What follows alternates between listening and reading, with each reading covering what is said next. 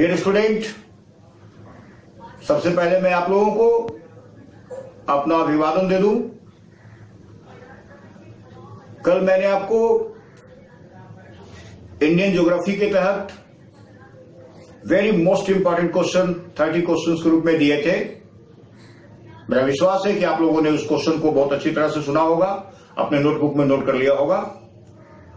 Dear student, अपने Rajneesh classes को आगे बढ़ाते हुए उसी कड़ी में आज मैं आपको इंडियन पॉलिटी के बारे में फिर 30 क्वेश्चन दूंगा, जो बहुत ही इंपॉर्टेंट क्वेश्चन होगा।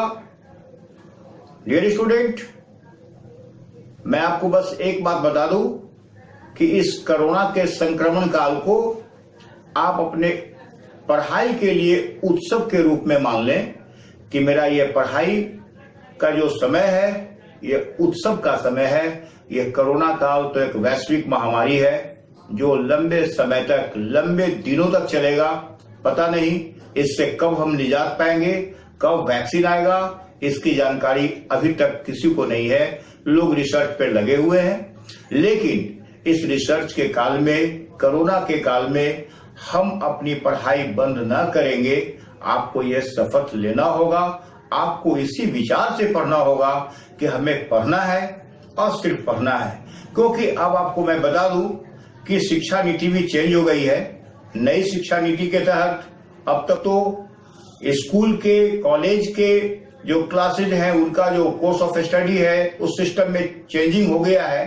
पता नहीं आने वाले समय में कंपटीशन के एग्जाम में क्या चेंजिंग होगा, अभी बताया नहीं जा सकता है। लेकिन आप लोगों को तैयारी पूरी रखनी होगी।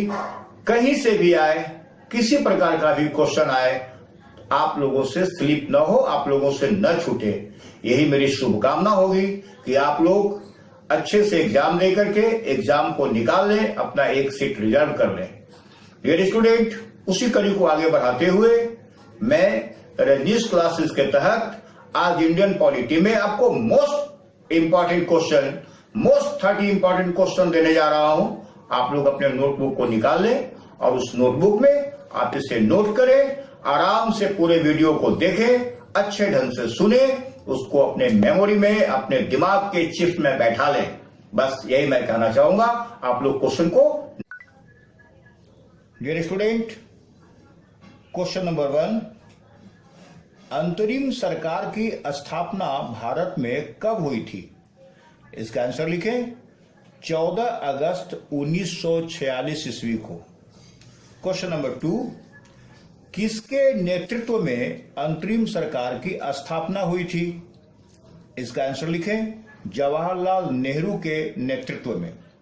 क्वेश्चन नंबर 3, प्रत्यक्ष कार्यवाही दिवस कब बनाया गया था? यह अंतरिम सरकार की जो स्थापना हुई थी उसमें 14 अगस्त 1946 को भारत में अंतरिम सरकार की स्थापना जवाहरलाल नेहरू के नेतृत्व में हुई थी। लेकिन जो कार्यवाही दिवस था इसका, वो कब मनाया गया था, कब बनाया गया था, तो आप इसके बारे में जान लें, 16 अगस्त 1946 ईस्वी को।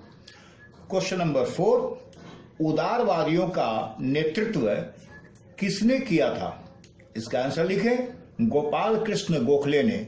गोपाल कृष्ण गोखले के बारे में आप जानते भी होंगे कि महात्मा गांधी के यह राजनीतिक गुरु थे। इन्हीं से इंस्पायर्ड होकर के महात्मा गांधी ने अपना राजनीतिक कैरियर शुरू किया था, इसलिए राजनीतिक गुरु के रूप में गोपाल कृष्ण गोखले को जाना जाता है। क्वेश्चन नंबर 5, उग्रवादियों का नेतृत्व किसने किया था? इसका आंसर लिखें, बाल गंगाधर तिलक ने। क्वेश्चन नंबर 6, महाराष्ट्र में किसने गणेश पूजा आरंभ करवाया था? इसका आंसर लिखें, बाल गंगाधर तिलक ने। क्वेश्चन नंबर 7, बंगाल में काली पूजा का आरंभ किसने किया था? इसका आंसर लिखें, बिपिन चंद्र पाल ने। क्वेश्चन नंबर 8, पाकिस्तान संबंधी धारणा कब और किसने प्रस्तुत की थी? इसका आंसर लिखें, 1930 ईस्वी में मोहम्मद इकबाल ने। क्वेश्चन नंबर 9, न अपील, ना वकील, ना दलील, किस एक्ट के संबंध में कहा गया है? इसका आंसर लिखें रॉलेट एक्ट के संबंध में। आप जानते हैं माय डियर स्टूडेंट कि रॉलेट एक्ट को काला कानून के नाम से भी जाना जाता है, क्योंकि एक ऐसा कानून था जिसमें किसी प्रकार की कोई भी घटना दुर्घटना के मतलब जानकारी से कोई मतलब नहीं है। पुलिस को अगर प्रशासन को अगर केवल शंका हो गया, प्रशासन अगर चाह ली तो आपको उठाकर सीधा जेल में डाल देती थी। ये ऐसा ब्रिटिश गवर्नमेंट का एक ऐसा ये अंधा कानून था रॉलेट एक्ट। इस रॉलेट एक्ट के बारे में आप जान लीजिए कि ना दलील ना वकील, बस सीधा सीधा मामला है कि ना दलील ना वकील ना अपील। Question number 10, Prince of Wales Bharat अर्थात बंबई कब आए थे? इसका आंसर लिखें 17 नवंबर 1921 ईस्वी को। क्वेश्चन नंबर 11, किसके अध्यक्षता में एक कमिटी नियुक्त की गई थी जिसे संविधान बनाने का काम सौंपा गया था? इसका आंसर लिखें मोतीलाल नेहरू को। क्वेश्चन नंबर 12, किस सम्मेलन से लौटने के बाद सविनय अवज्ञा आंदोलन का प्रारंभ हुआ था? इसका आंसर लिखें द्वितीय गोलमेज सम्मेलन से लौटने के बाद। क्वेश्चन नंबर 13, आजाद हिंद फौज को किस किस देशों की सरकारों की मान्यता मिली हुई थी? इसका आंसर लिखें जापान, जर्मनी, फिलीपींस, कोरिया, चीन, Irish Republic. Question number 14, Japan की सरकार ने कब अंडमान और निकोबार द्वीप का शासन सुभाष चंद्र बोस को दे दिया था? इसका आंसर लिखें 1943 ईस्वी में। क्वेश्चन नंबर 15, जब जापान सरकार ने सुभाष चंद्र बोस को अंडमान और निकोबार द्वीप सौंपा था तो सुभाष चंद्र बोस ने अंडमान और निकोबार का क्या नाम रखा था? इसका आंसर लिखें शहीद और स्वराज्य। क्वेश्चन नंबर 16, सुभाष चंद्र बोस का विमान दुर्घटनाग्रस्त कहां हुआ था? इसका आंसर लिखें फार्मूसा द्वीप पर। क्वेश्चन नंबर 17, समता संबंधी अधिकार किस अनुच्छेद में निहित है? इसका आंसर लिखें अनुच्छेद 14 से लेकर 18 में। 14 और 18 ये आपको दोनों अनुच्छेद के बारे में बढ़िया से जान लीजिएगा। क्वेश्चन नंबर 18, मौलिक अधिकारों का प्रावधान भारतीय संविधान के किस भाग में है? इसका आंसर लिखें तीसरे भाग में। क्वेश्चन नंबर 19, समाजवादी एवं पंथ निरपेक्ष शब्द संविधान के किस संशोधन द्वारा प्रस्तावना में सम्मिलित किए गए थे? इसका आंसर लिखें 42वें संशोधन द्वारा। क्वेश्चन नंबर 20, देश के किस राज्य में सर्वप्रथम गैर कांग्रेसी सरकार गठित किया गया था? इसका आंसर लिखें 1957 में केरल में। क्वेश्चन नंबर 21, पहली बार राष्ट्रीय आपात की घोषणा देश में कब हुई थी? इसका आंसर लिखें 26 अक्टूबर 1962 को। क्वेश्चन नंबर 22, संविधान के किस अनुच्छेद में सर्वोच्च न्यायालय के न्यायाधीश पर महाभियोग चलाया जा सकता है? अनुच्छेद 124 में, 124वें अनुच्छेद में ऐसा प्रावधान है। क्वेश्चन नंबर 23, ऐसे राष्ट्रपति जो एक बार चुनाव में पराजित हुआ और बाद में निर्विरोध निर्वाचित हुआ वो कौन थे? इसका आंसर लिखें नीलम संजीव रेड्डी। क्वेश्चन नंबर 24, राज्यपाल पिंजरे में निवास करने वाले चिड़िया के समान है, यह कथन किसका है? इसका आंसर लिखें सरोजनी नायडू का। क्वेश्चन नंबर 25, प्रधानमंत्री का सचिवालय किसके अधीन होता है? इसका आंसर लिखें गृह मंत्रालय के अधीन। माय डियर स्टूडेंट,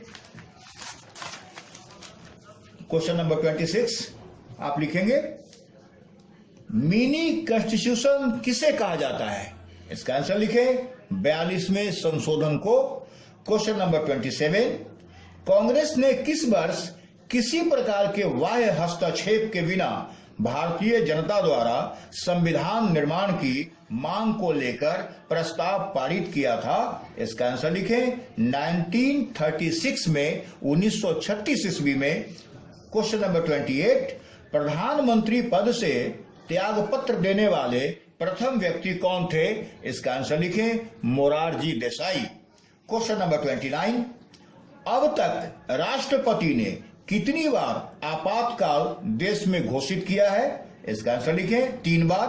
1962 को, 1971 में और 1975 ईस्वी में। क्वेश्चन नंबर 30, मूल संविधान में राज्यों की संख्या कितनी थी? इसका आंसर लिखें, 27। डियर स्टूडेंट, मेरा विश्वास है कि आप लोगों ने मेरे द्वारा दिए गए क्वेश्चंस को अच्छे ढंग से सुन लिया होगा और अपने नोटबुक में नोट कर लिया होगा। बस आपको मैं ये शुभकामना देता हूं, बार बार शुभकामना देता हूं कि आप मन से पढ़ें, ढंग से पढ़ें, मेहनत से पढ़ें, जी तोड़ मेहनत करें। एग्जाम अपने लिए एक सीट के रूप में आप रिजर्व करें और मेरा बताया हुआ रास्ता सही लगता हो तो आप मेरे चैनल को, मेरे वीडियोस को लाइक करना, सब्सक्राइब करना और शेयर करना ना भूलें। मेरे प्रिय छात्रों, मेरा नमस्कार।